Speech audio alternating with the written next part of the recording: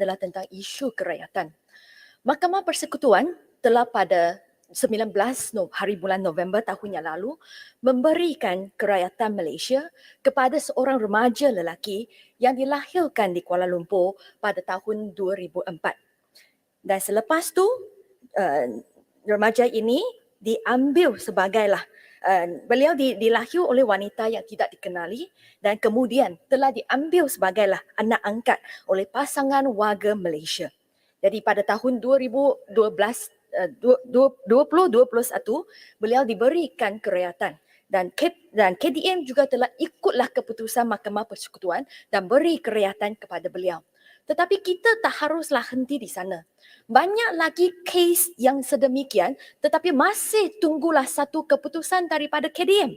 Saya nak bagi beberapa contoh.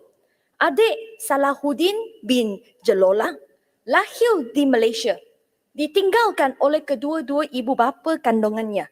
Selepas tu diangkat sebagai anak angkat oleh Encik Oman bin Hanif dan juga Puan Nur Riza binti Muhammad Noor sejak tahun 2015.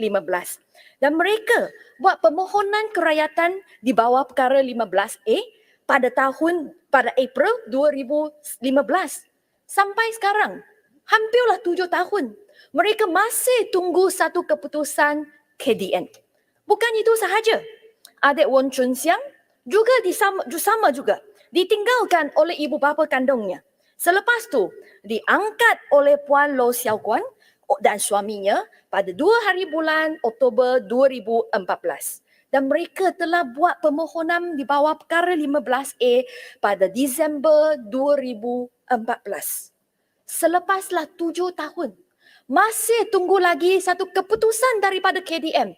Jadi saya nak tanya KDM di sini ialah, selepas keputusan yang dibuat oleh Mahkamah Persekutuan, sama ada mereka ada ambil langkah untuk pastikan bahawa anak angkat yang telah melalui prosedur mahkamah ataupun JKM telah menjadi anak angkat kepada pasangan mereka.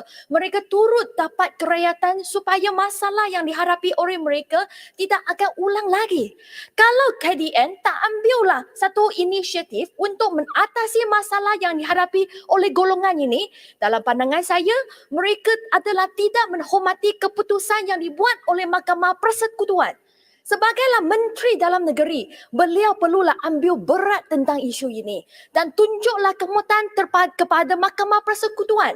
Janganlah kita tunggu ibu bapa satu demi satu bawa kes ini pergi ke mahkamah, barulah KDM ambil tindakan. Sebagai menteri, beliau perlulah lebih proaktif sikit. Dan selepas itu, saya juga ingin nak bergerak kepada isu pendidikan. Tadi, Ahli Parlimen Sibuti telah sebut tentang kes yang dihadapi oleh adik Jenny Liana Angting yang berumur 9 tahun. Beliau dibenarkan untuklah bersekolah di sekolah kerajaan pada tahun 2020. Semasa Pakatan Harapan adalah kerajaan. Adik Jenny ini lahir di Malaysia. Ibu bapanya juga telah daftarkan perkahwinan mereka pada tahun 2016. Jadi saya tak faham apa masalah dengan KPM sekarang. Kenapa tidak benarkan adik Jenny untuk sambung bersekolah? Menurut NGO, kita lebih kurang ada 300,000 orang kanak-kanak tanpa kerakyatan ataupun tanpa dokumen dan tidak bersekolah di Malaysia. Itulah sebab Pakatan Harapan kita melaksanakan zero reject policy ataupun dasar sifar penolakan pada tahun 2018 supaya golongan ini juga berhak untuk mendapat pendidikan yang berkualiti. Amat jelas, adik Jenny merupakan salah satu orang yang dibenarkan untuk bersekolah oleh sebab dasar tersebut. Akan tetapi saya perlu tanya, apalah pendirian KPM terhadap zero reject policy ini?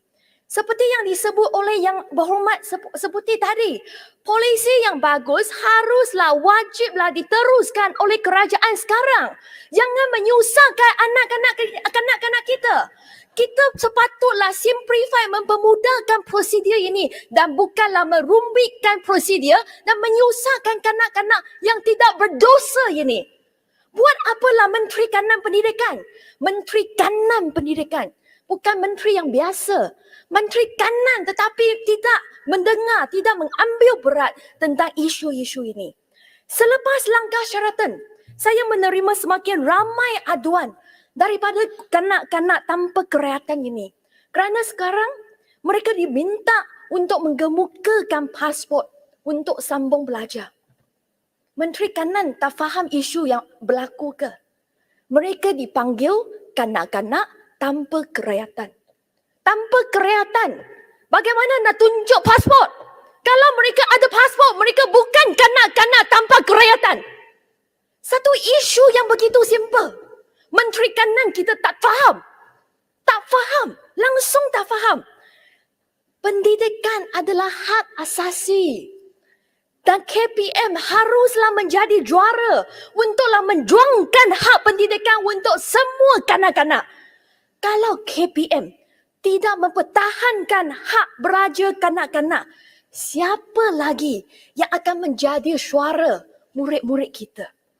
Kenapa nampaknya KPM sekarang lebih tumpu kepada isu dokumen, isu teknikal dan bukanlah kejadian kanak-kanak kita? Saya nak bagi satu contoh lagi. SJKC Kaichi yang berada di Segambut. Satu bangunan 5 tingkat. Didirikan oleh pengelola sekolah ini di tapak mereka. Mereka guna dana sendiri untuk beli tapak, untuk mendirikan satu bangunan 5 tingkat untuk menjadi bilik darjah. Tetapi oleh sebab pengelola sekolah sekarang tidak mempindah milik tapak tersebut kepada KPM. KPM sekarang tidak membenarkan guru-guru dan murid-murid untuk menggunakan pakai bangunan baharu tersebut. Dan oleh demikian, sekolah ini akan ditukar dari sekolah 1 sesi kepada sekolah 2 sesi pada 21 hari bulan Mac. Isu hak milik tapak, ya, penting. Tapi apa yang lagi penting adalah keselesaan murid-murid dan guru-guru. Isu teknikal penting. Tetapi apa yang lagi penting adalah maklumat Plan Pembangunan Pendidikan Malaysia 2013 hinggalah 2025.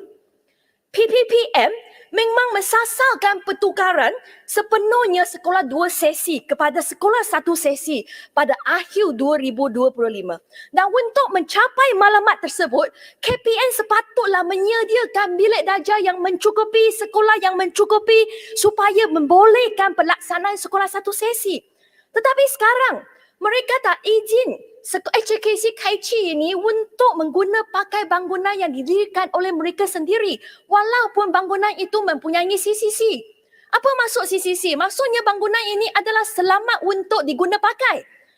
Di bawah KPM, kami mempunyai lebih daripada 500 buah bangunan yang tanpa CCC. Mana satu isu yang lebih penting? Mana satu isu yang akanlah memanglah menjejaskan keselamatan murid-murid kita? Kenapa KPM hanyalah nak tumpu fokus kepada isu teknikal dan bukanlah kepada kesejahteraan murid-murid? Saya langsung tak faham.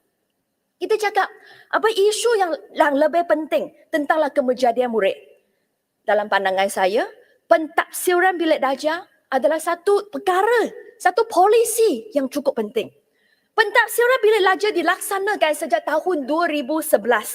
Akan tetapi, apabila saya mengemukakan satu soalan kepada seorang guru di Facebook, apa pandangan beliau tentanglah pentafsiran bilik darjah, jawapannya adalah PBD ini tidak telus. Dan ramai lagi ibu bapa yang mengatakan bahawa mereka tak percaya terhadap PBD dalam ruang komen. Dalam FB Live tersebut, ramai ibu bapa yang minta UPSR dikembalikan. Ini adalah satu kegagalan kami. Saya juga saya menyokong pentafsiran bilik darjah. Kerana saya percaya itu adalah satu pentafsiran yang lebih bersifat holistik, yang memain peranan penting bagi melahirkan murid-murid yang seimbang dalam pelbagai aspek. Dan apabila kita masukkan peperiksaan tahap 1 pada tahun 2019, kita banyakkan bengkel untuk guru, kita banyakkan dialog dan forum untuk ibu bapa. Tetapi saya nak tanya, selepaslah langkah Sheraton, apalah usaha Menteri Kanan Pendidikan untuk menjelaskan manfaat PBD dan juga hala 7 KPM? Bukan itu sahaja, isu graduan pendidikan. Ramai graduan PAKK dan juga ISMP Music tidak diambil oleh SPP meskipun mempunyai rekod yang cemerlang. Graduan PAKK dan ISMP Music secara majoritinya tidak berjaya dalam urusan temuduga. KPN haruslah jawab apa sebab graduate ini tidak dilantik menjadi guru dalam pengambilan one-off. Dan berapakah kota kekosongan guru yang dikhususkan oleh KPM bagilah graduate PAKK dan juga ISMP Music? Dan juga mengapakah kedua-dua ijazah ini tidak diberikan peluang untuk memohon auction-auction yang lain sepertilah bahasa Melayu, sejarah dan juga subjek yang berkaitan? Beribu-ribu graduan pendidikan menunggulah jawapan daripada Menteri Pendidikan. Tetapi beliau buat tak tahu. Where is our education minister's leadership in all this issue? Seruan saya kepada Menteri Pendidikan, fokuslah kepada kemejadian murid. Fokuslah kepada kesejahteraan guru dan juga fokus kepada keberhasilan pembelajaran. Bukan isu teknikal, bukan isu prosedur dan bukanlah isu dokumen. KPM perlulah mempertahankan hak bersekolah anak-anak kita dan jugalah menjadi tulang belakang graduan pendidikan dan bukanlah menjadi pihak yang menindas mereka. Jangan menafikan hak kanak-kanak untuk bersekolah oleh sebab kesilapan ibu bapa mereka. Kanak-kanak tanpa dokumen ini, mereka tidak berdosa, mereka tidak bersalah. Bantulah graduan pendidikan kita. Mereka dapat degree. Adakah munasabah untuk kita expect mereka pergi ke swasta, menjadi dah guru di tadika dan gaji sebulan kurang daripada RM2,000? Adakah ini munasabah? Apabila IPTA kami tawarkan program PAKK untuklah remaja kita, untuklah generasi muda kita, kita perlu pastikan bahawa mereka boleh dapat satu pekerjaan yang decent dalam negara kita. Ini adalah tanggungjawab KPM, ini adalah tanggungjawab KPT dan ini adalah tanggungjawab kerajaan ini. Laksanakan tugas anda dengan bagus, dengan baik untuklah kesejahteraan Malaysia. Sekian, terima kasih. Terima kasih Yang Berhormat Pelai. Seterusnya Yang Berhormat Tangga Batu.